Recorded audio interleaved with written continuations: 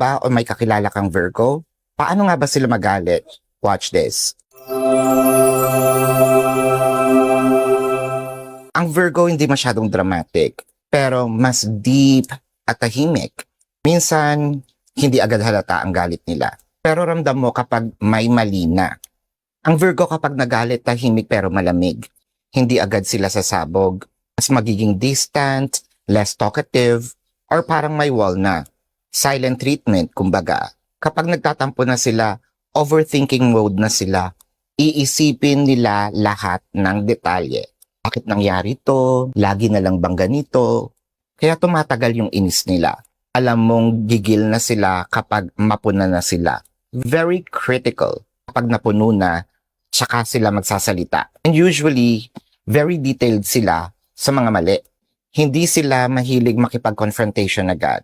Iipunin muna nila ang mga detalye at ebidensya bago magsalita. Kaya minsan biglaan ang paglabas ng sama ng loob.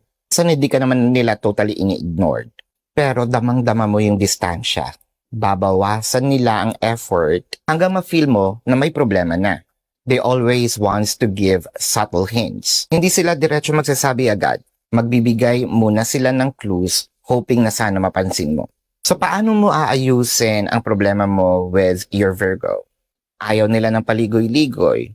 Honest apology works best. You have to show consistency. Hindi lang sapat yung sorry. Kailangan nilang makita sa actions mo na nagbabago ka. You have to listen without defending agad. Hayaan mo muna silang ilabas lahat bago ka mag-explain. You have to reassure them. Kailangan nila ng reassurance na valued sila at hindi mauulit ang issues. Ang Virgo, kahit mukhang strong and independent, sensitive at maalaga talaga. Kaya kapag nagtampo sila, usually dahil nag-expect sila ng changes, effort, and care. Virgo, totoo ba ito? Na-observe mo din ba ito sa Virgo mong kaibigan or minamahal?